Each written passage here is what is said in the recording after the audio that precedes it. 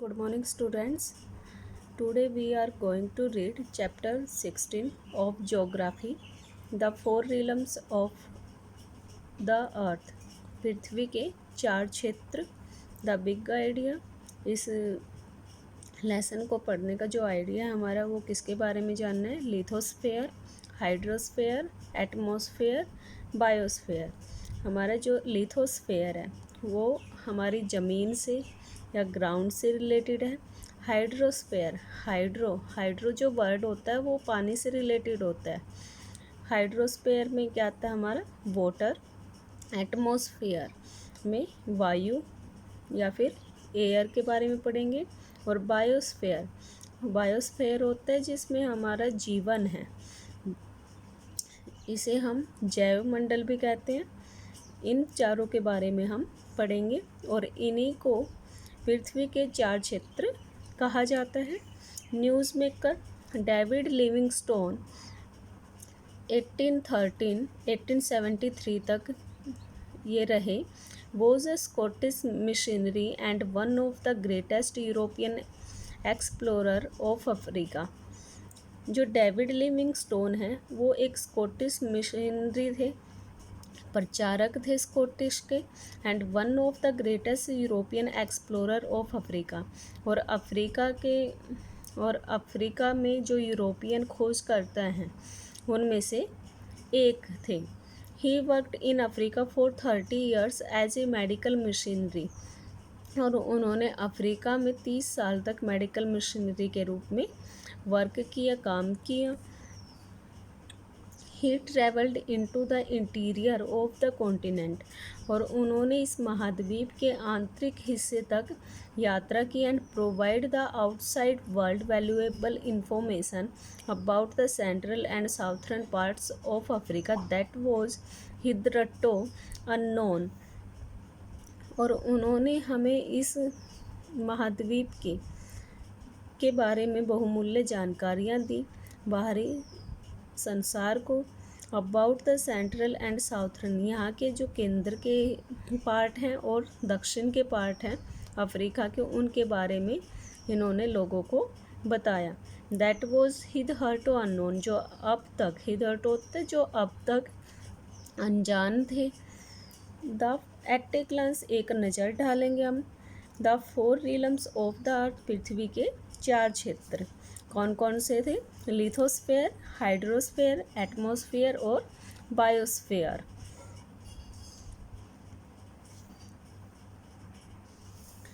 Lithosphere में हमारे continents और ओशियन बेड्स आते हैं। जो ये स्फेयर है लिथोस्फेयर, ये किससे रिलेटेड है? हमारी लैंड से। इसमें महाद्वीप आते हैं और महासागर। हाइड्रोस्फेयर जो पानी से रिलेटेड है, इसमें हमारे कौन कौन से पार्ट्स आएंगे? Ocean, seas, lakes, river, frozen water, underground water and wet water vapour. Ocean यानी कि महासागर, सीज समुंदर, लेक झीलें, नदी, फ्रोजन वाटर जमा हुआ पानी, अंडरग्राउंड यानी कि भूमि के जो अंदर है वह पानी, एंड वाटर वेपर और भाप। एटमॉस्फेयर जो एयर से रिलेटेड है, इसको हमने 5 पार्ट्स में बांटा। जो हमारी अर्थ है वो वायु के एक आवरण से ढकी हुई है और इसी आवरण को हमने उसकी क्वालिटी के आधार पर या इनको हमने 5 पार्ट्स में डिवाइड किया है। This parts are exosphere, ionosphere, mesosphere, stratosphere और troposphere. The last part is biosphere. Biosphere, the realm of life at the point of interaction of land, water and air। जो बायोस्फेयर वो किससे related है? Life से, जीवन से। At the point of interaction of land, water and air. और इसमें ज़मीन की, पानी की और वायु की, इन तीनों की सहभागिता होती है, या इन सब की पारस्परिक जो क्रिया है उसके द्वारा ही इस अर्थ पर जीवन संभव होता है। This part is related to biosphere. Let's start to read the lesson. Warm up exercise what differences do you notice between the image. नीचे 4 इमेज दी गई हैं, इसमें हमने अंतर को जानना है। जो फर्स्ट पिक्चर है वो किससे रिलेटेड है, हमारे स्काई से, और इसमें बादल्स को दिखाया गया है, यानी कि ये कौन से स्फेयर से रिलेटेड है, एटमॉस्फेयर स्फेयर से। इसमें पेड़ पौधों को दिखाया गया है, ये किससे रिलेटेड है, लिथोस्फेयर या बायोस्फेयर से। और this image is water, is of water, that is related to hydrosphere. This image is related to ground, or it is related to lithosphere. Life is possible on earth because of the presence of water, air and soil. पृथ्वी पर पानी, वायु और जमीन की मौजूदगी के कारण ही इस अर्थ पर, पृथ्वी पर जीवन संभव है। The environment of the earth is conducive for living due to the interaction of its 3 realms और डोमेन्स। पृथ्वी का जो वातावरण है, is conducive of living due, वह जो जीवित प्राणी है उनके लिए अनुकूल है। वो किसके कारण है, इसके जो 3 रिलम है, कौन कौन से, वाटर, एयर एंड सॉयल, इन सब की सहभागिता के कारण ही पृथ्वी पर जीवन संभव है और यह जीवन को अनुकूल बनाता है जीने के लिए। दीज आर, और ये कौन कौन से हैं, लैंड और लिथोस्फेयर, वाटर और हाइड्रोस्फेयर, एयर और एटमॉस्फेयर। लिथोस्फेयर लैंड से रिलेटेड है, हाइड्रोस्फेयर वाटर से और एटमॉस्फेयर एयर से। Living beings on the earth are found in a narrow zone of contact between this 3 realms. और जो जीवित प्राणी हैं वो इस पृथ्वी पर एक नैरो जोन में रहते हैं, यानी कि संकीर्ण थोड़े से हिस्से पर ऑफ कॉन्टैक्ट, और इन तीनों क्षेत्रों से जुड़े हुए हैं, which is known as biosphere, और इस हिस्से को ही हमने किसका नाम दिया है, बायोस्फेयर का। इन अदर वर्ड्स, दूसरे शब्दों में, we can say that biosphere is the realm of life. जो बायोस्फेयर है वो किससे, कौन सा रिलम है, जीवन का क्षेत्र है। Look at the figure 16.1, the realms of the earth.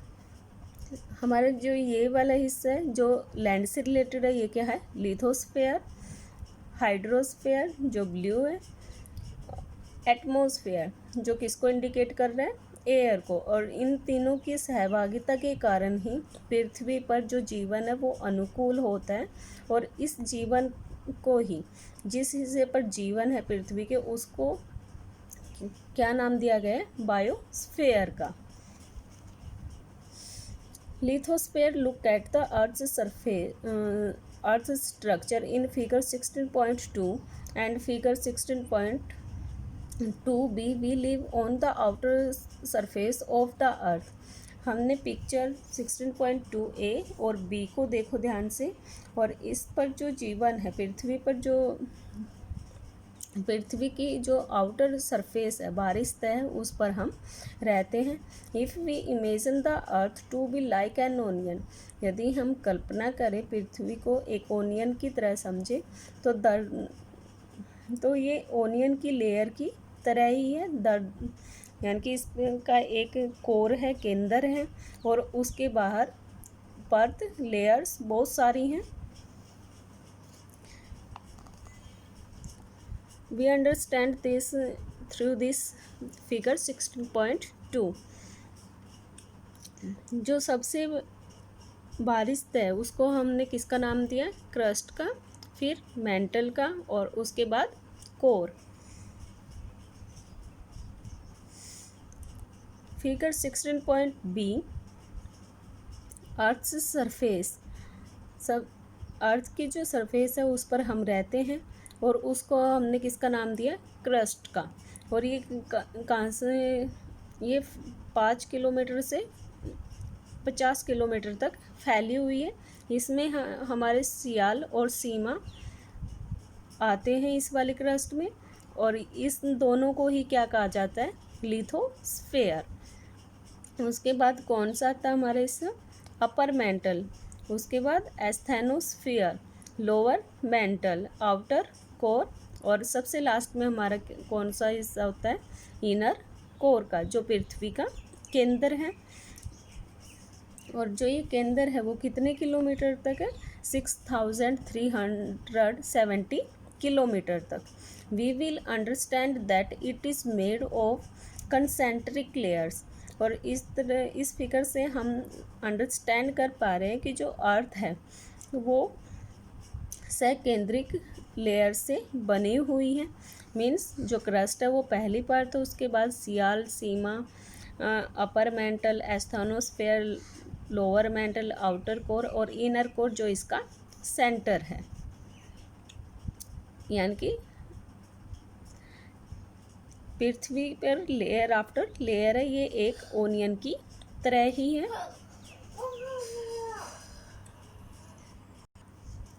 The outer most layer is known as the crust. पृथ्वी की जो सबसे बाहरी पार्ट है उसको हम किस नाम से जानते हैं, क्रस्ट के नाम से। Below it is the mental, और क्रस्ट के बाद कौन सी लेयर आती है, mental. And below the mental is the core, और मेंटल लेयर के बाद कौन सी लेयर आती है, core, which is the inner most layer of the अर्थ। और ये पृथ्वी की सबसे आंतरिक लेयर है। The entire crust and the upper most solid part of the mental make up the lithosphere. और क्रस्ट का अंदर वाला हिस्सा जो क्या है, सियाल, एंड द अपर मोस्ट, और मेंटल का ऊपरी हिस्सा जो एक सॉलिड पार्ट है, ठोस हिस्सा है, ये दोनों मिलकर लिथोस्फेयर का निर्माण करते हैं। Meaning the sphere of solid rocks. Lithosphere का मीनिंग क्या है, ठोस पत्थर की परत। लिथोस इन ग्रीक मीन्स रॉक, और जो लिथोस जो एक ग्रीक वर्ड है इसका मीनिंग क्या है, rock. The lithosphere comprise both continents 29% and ocean bed 71%। Lithosphere में हमारे कॉन्टिनेंट्स आते हैं और ओशियन बेड्स, हमारे महासागर हमारे पृथ्वी के 71% हिस्से पर हैं, जबकि कॉन्टिनेंट्स 29% हिस्से पर। Many physical features such as mountains, plains, plateaus are present on the lithosphere. और बहुत सारी जो भौतिक जो विशेषताएं हैं, जैसे कि माउंटेन्स पर्वत, प्लेन्स मैदान, प्लेट्यूज पठार, are present on the lithosphere, ये सब हमारी लिथोस्फेयर पर हैं। स्थल मंडल पर आते हैं। These physical features are important as they support a variety of flora and fauna. और ये सभी जो भौगोलिक विशेषताएं हैं वो हमारी फ्लोरा यानी कि वनस्पति और जीवों की विभिन्नताओं को सपोर्ट करते हैं, उसके जीवन के लिए महत्वपूर्ण है। ज्योग्राफी इन डेप्थ, थोड़ी सी हम गहराई में पढ़ेंगे ज्योग्राफी की। साइंटिस्ट बिलीव दैट, वैज्ञानिकों का विश्वास है that earth is approximately 4 to 5 billion years old. ये 4 से 5 बिलियन साल पुरानी है। It originated as a hot masses of gases and molten materials। और जो इसके ओरिजिनेट हुई है, इनकी पृथ्वी की जो बनी है वो किससे बनी हुई है, हॉट masses ऑफ gases, गर्म गैसों से, और मोल्टन मटेरियल पिघले हुए पदार्थ से या द्रवित पदार्थ से। With the passage of time, और टाइम के बीतने के साथ ही द अर्थ कूल्ड डाउन, पृथ्वी क्या हो गई, ठंडी हो गई। Its outer most layer cooled to form solid light weight rocks. और इसकी जो बाहरी परत है वो कैसी बन गई थी, ठोस हल्के चट्टानों से। But the interior is still like a gigantic furnace, लेकिन अब भी इसका जो आंतरिक हिस्सा है वो कैसा था, एक विशाल भट्ठी की तरह था। The uppermost layer solid layer of the earth surface is known as the crust. और जो पृथ्वी की जो सतह है उसका बाहरी ठोस हिस्सा या ठोस परत को हम क्या कहते हैं, क्रस्ट के नाम से जानते हैं। That is 5 to 50 kilometre thick, जो 5 से 50 किलोमीटर मोटी है। It is made up of 2 solid layers, और ये 2 सॉलिड ठोस परतों से बनी हुई है, सियाल अपर क्रस्ट और sima lower crust. Sial gets its name from silicon and aluminium as it has rocks that are rich in both these minerals। और सियाल को इसका नेम सिलिकॉन और एल्यूमिनियम की अधिकता के कारण मिला है, क्योंकि जो ये सियाल है उस वाली लेयर में जो रॉक हैं, चट्टान हैं, उनमें इन मटेरियल प्रचुर मात्रा में कौन कौन से, सिलिकॉन और एल्यूमिनियम। इसी वजह से इस लेयर को सियाल नाम दिया गया है। और sima gets its name from silicon and magnesium, और सीमा जो नाम दिया गया वो सिलिकॉन और मैग्नीशियम की प्रचुरता के कारण दिया गया है। Present in good quantity in the rocks of this layer, क्योंकि इस लेयर में इन दोनों मटेरियल की बहुत ज़्यादा प्रचुर मात्रा है। The mental lies below the crust, और जो मेंटल लेयर है वो क्रस्ट के नीचे है। And it is made up of rocks, और ये चट्टानों से बनी हुई है। And are denser than the crust, और ये क्रस्ट से ज़्यादा सघन है। The upper most part of the mantle is made up of solid rocks, और जो मेंटल का जो ऊपरी पार्ट है वो ठोस चट्टानों से बना हुआ है।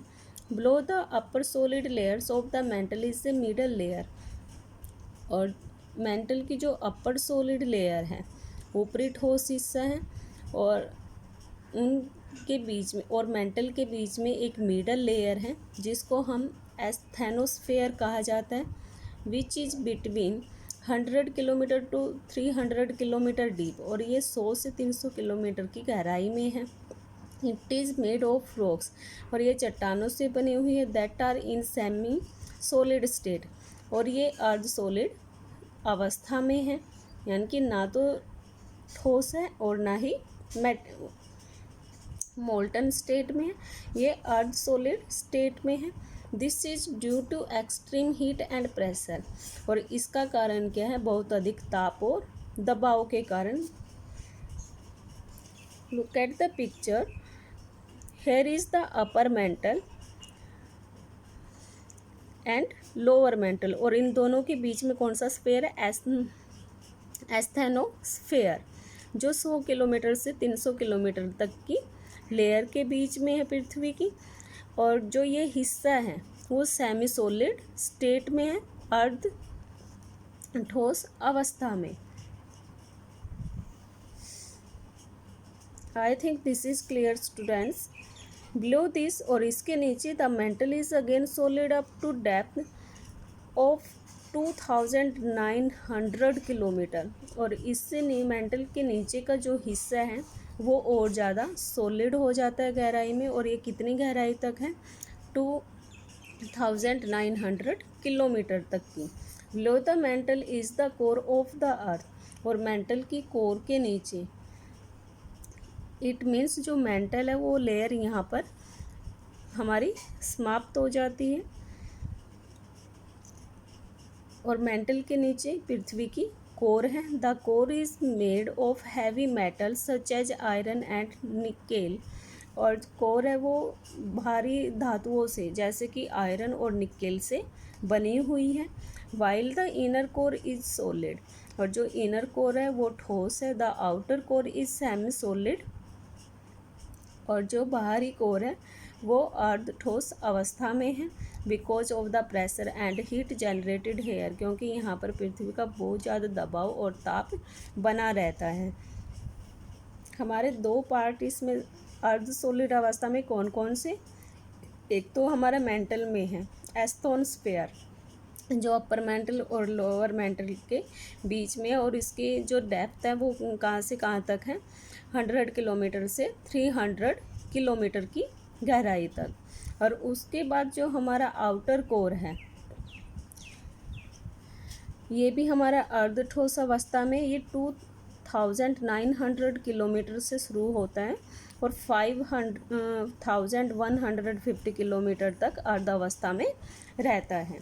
कॉन्टिनेंट्स महाद्वीप, the 7 continents, see the map on the next page, जो कि हम नेक्स्ट पेज पे है।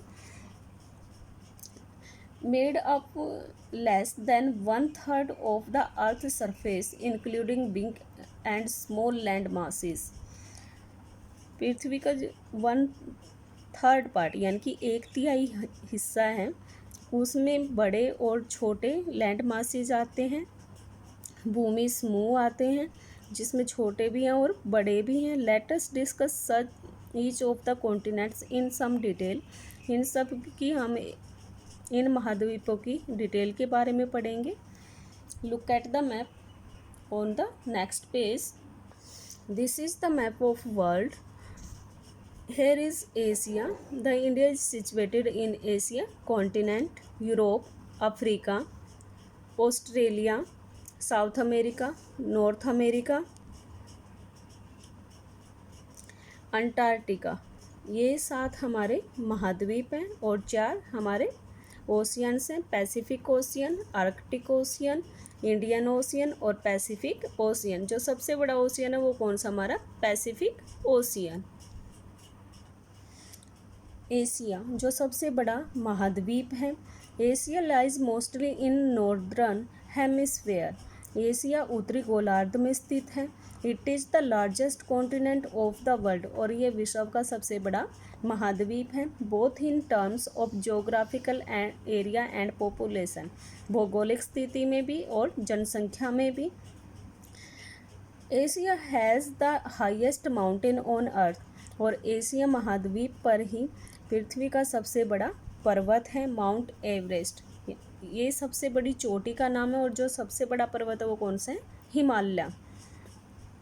माउंट एवरेस्ट की जो ऊंचाई है वो कितनी है? 8,848 metre. And the lowest land region, और जो बिल्कुल ज़मीन की जो गहराई है, द डेड सी, ये समुद्र लेवल से, सरफेस से समुद्र लेवल तक ये 430 मीटर गहराई तक है। द पैसिफिक ओशियन, सतह का सबसे नीचे वाला केंद्र जो सरफेस पर है। The Pacific ocean border Asia in the east. जो पैसिफिक प्रशांत जो महासागर है वो एशिया के पूर्व में आता है। The Arctic ocean in the north, और आर्कटिक महासागर उत्तर में। And the Indian ocean in the south, और हिंद महासागर हमारे साउथ में आता है। The Caspian sea and the Ural mountain separate Asia from the Europe. Caspian sea और यूराल पर्वत ये दोनों एशिया को यूरोप से अलग करते हैं। These two continents from the longest stretch of land from west to east.